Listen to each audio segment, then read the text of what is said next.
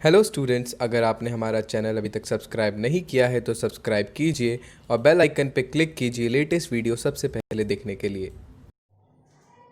Okay, last video में हमने share of profit and loss of deceased partner को discuss किया था कि उसको निकालने के कितने मेथड हैं। There are two method, time method और sales method. There are two basis, time basis and sales basis. Time basis के फर्दर टू पॉइंट्स हैं, लास्ट ईयर प्रॉफिट और एवरेज प्रॉफिट। ओके, तो हम उनके बेस पर अब न्यूमेरिकल क्वेश्चन सॉल्व करेंगे। There is one problem, A, B and C were partner sharing profit in the ratio of 3:2:1. B died on 30th June 2020. The date is very important for calculating share of profit of deceased partner.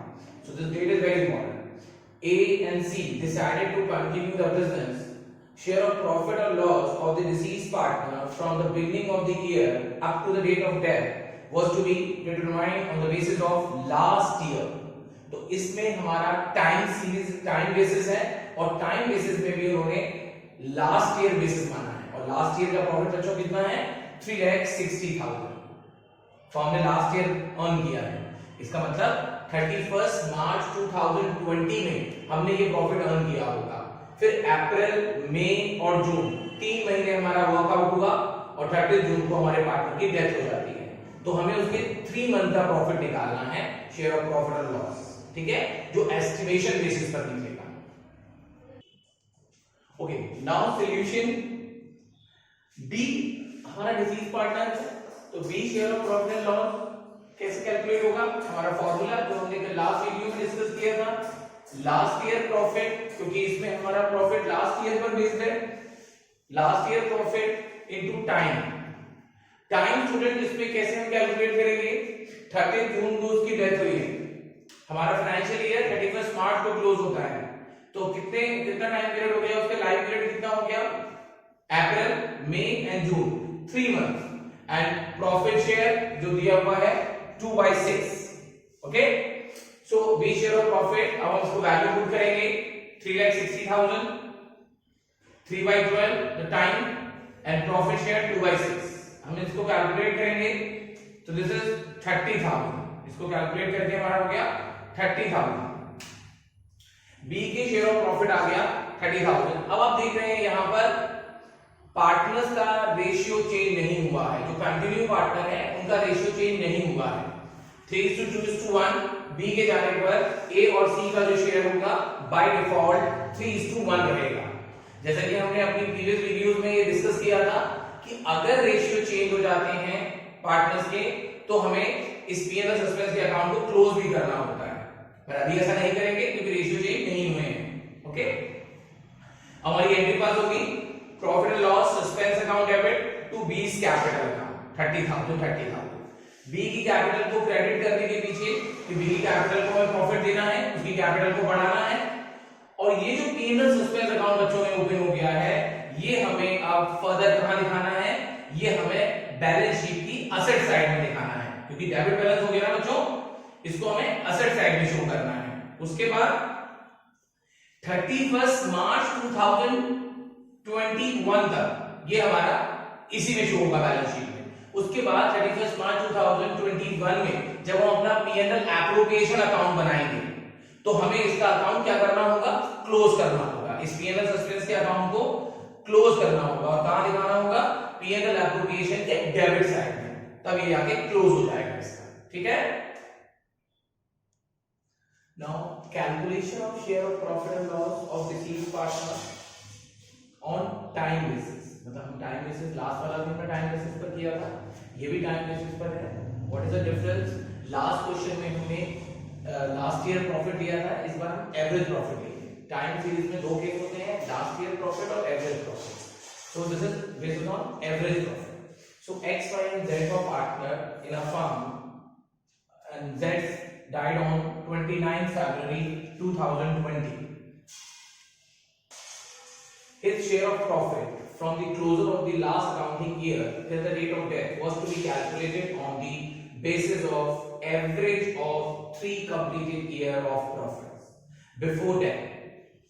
तो अब उसकी death कब हुई है, यहाँ पर इसकी death हुई है हमारी 29 फरवरी 2020। दैट मींस अगर इससे पूरा हमारा जो फाइनेंशियल ईयर हुआ है वो है 31 मार्च 2019, तो अप्रैल से लेकर 29 फरवरी 2020 तक हमारा टाइम पीरियड हो जाता है 11 month, 11/12। Profit for the year ended 31st March 2017, 18 and 19 were rupees 80,000, 90,000 and 1 lakh. These are the last year profit जिसके बेसिस पर हम एवरेज प्रॉफिट कैलकुलेट करेंगे.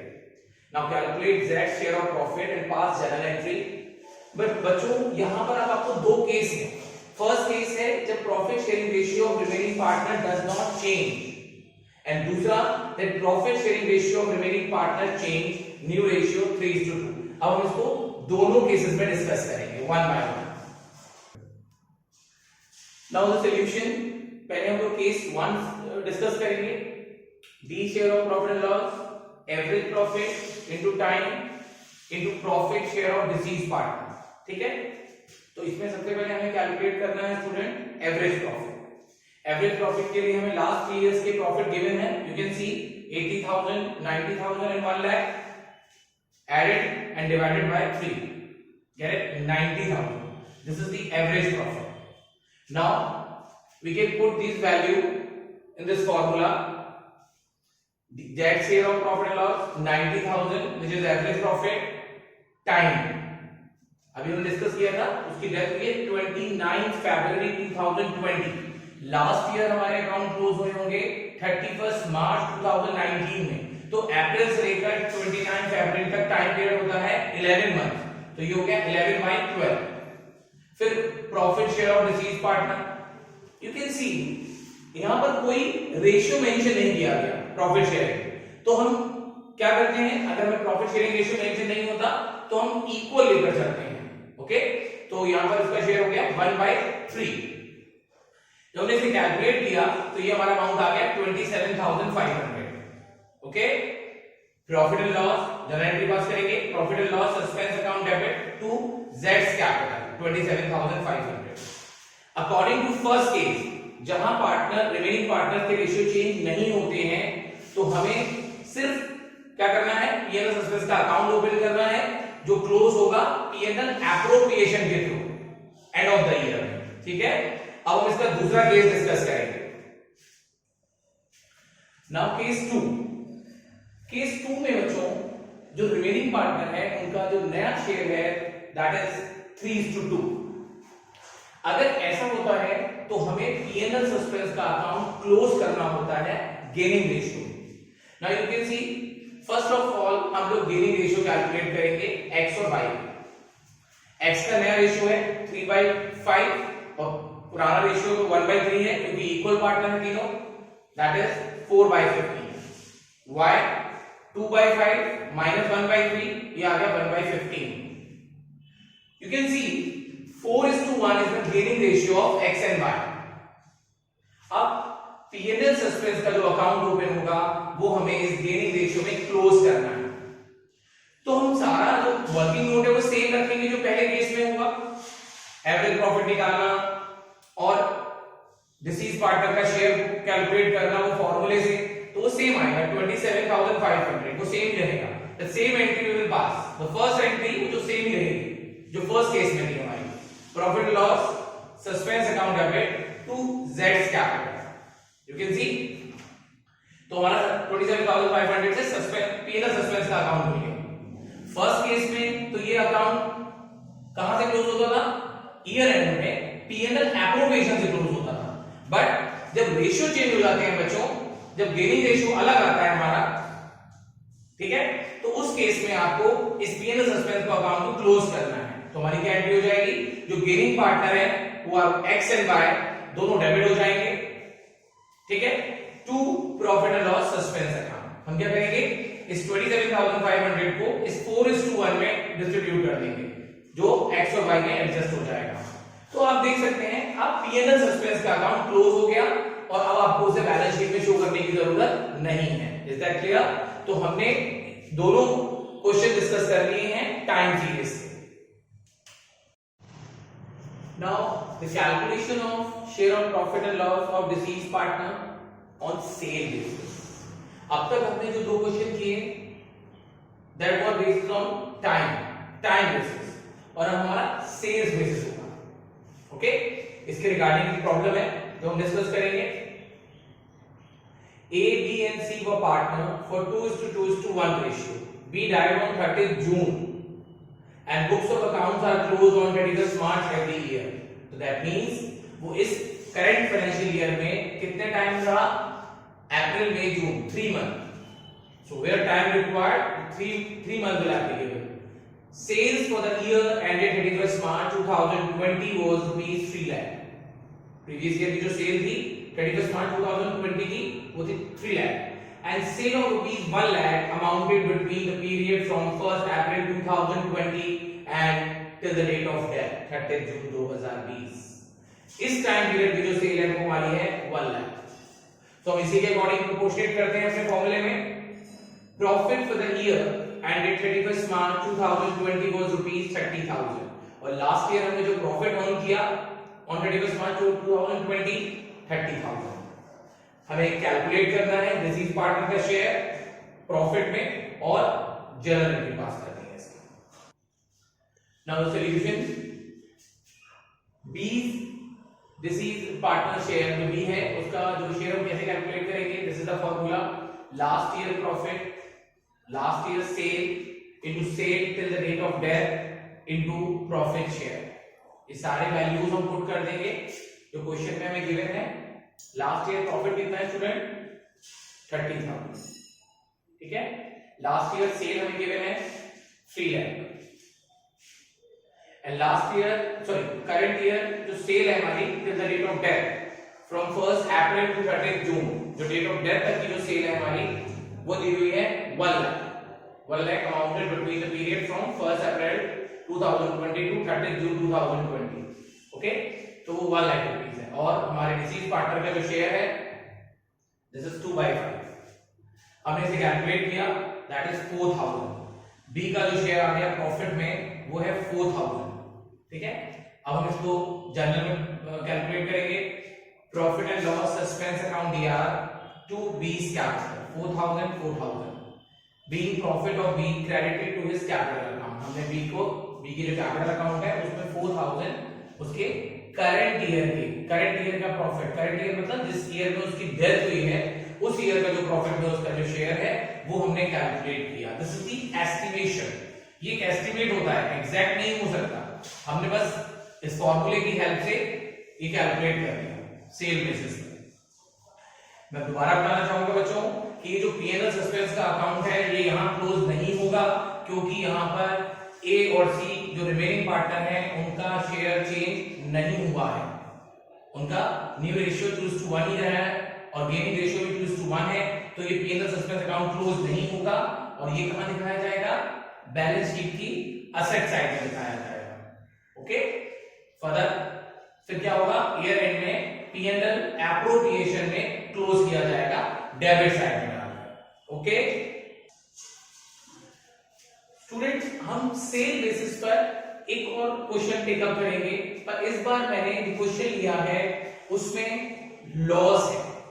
तो अब हमें डिसीज पार्टनर का जो शेयर निकालना है वो प्रॉफिट में नहीं निकालना बच्चों, वो लॉस में निकालना है। सी लॉस जो मैंने अपना टॉपिक लिया है, क्योंकि ऐसा हो सकता है हमने जब पार्टनरशिप डीड बनाई थी उस समय हमने जो बेसिस डिसाइड किया था वो सेल बेसिस था, और जिस समय डेथ हुई है उससे पहले वाले ईयर में हमें प्रॉफिट नहीं आया, लॉस आया। तो बच्चे उस समय हम अपना बेस तो चेंज नहीं कर सकते, तो हमें उसको लॉस में ही शेयर देना होगा डिसीज पार्टनर को या उसके लीगल रिप्रेजेंटेटिव को। क्वेश्चन पढ़ते हैं।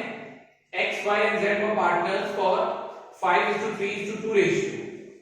Y died on 1st August 2020. इस बार हमारा जो डेथ का टाइमिंग है वो है 1st August 2020। तो जो टाइम फैक्टर हमारा लगेगा बच्चों वो लगेगा यहाँ 4/12, अप्रैल, मई, जून और जुलाई। बट सेल बेसिस में हमें टाइम फैक्टर यूज ही नहीं करना होता। ओके, सपोज एक एग्जांपल लेकर हम डिस्कस करते हैं ये चीज कि अगर किसी पार्टनर की डेथ 1 1 अप्रैल को ही हो जाए, फाइनेंशियल ईयर के फर्स्ट डे पर ही हो जाए। तो बच्चों इस तरह के क्वेश्चन में, इस तरह की प्रॉब्लम में आपको share of profit and loss of deceased partner calculate ही नहीं करना, not on time basis, not on sales basis. Get it? हमें कुछ कैलकुलेट ही नहीं करना, क्योंकि 1 अप्रैल हमारा first day of financial year है। दैट मींस करंट ईयर में उसका कोई भी प्रॉफिट में शेयर नहीं होगा। 31st March, accounts are closed on 31st March every year. Sales for the year ended 31st March 2020 was rupees 6 lakh. पिछले साल की जो सेल है वो 6 लाख है। Sale of rupees 2 lakh amounted between the period from 1st April 2020 to 1st August 2020. That means जो उसका life period था उस टाइम की जो सेल है वो है 2 lakh. Loss for the year ended 31st March 2020 was rupees 20,000. पिछले साल का जो उसका लॉस है वो है 20,000, जिसमें प्रोपोर्शनेटली उसको लॉस दिया जाएगा। सो calculate disease partner share in the loss on the firm and pass the journal entry. Yes student, अब हम इसका सॉल्यूशन देखेंगे। बी जो हमारा डिसीज पार्टनर है, पहले हमने इसका फॉर्मूला डिस्कस किया, स्लाइटली चेंज होगा प्रॉफिट और लॉस के केस में। जैसे हमने लास्ट वीडियो में जो फॉर्मूला लगाया था वो था लास्ट ईयर्स प्रॉफिट, यहां पर हो जाएगा लास्ट ईयर्स लॉस, क्योंकि आप देख सकते हैं लास्ट ईयर हमें 20,000 का लॉस हुआ है। Last year same into sale till the date of death and profit and loss share जो होता है पार्टनर का वो हम पुट करेंगे। अब इस फॉर्मूले के अकॉर्डिंग हम अपनी सारी वैल्यूज इसमें पुट कर देंगे। ठीक है, लास्ट ईयर का लॉस था बच्चों 20,000,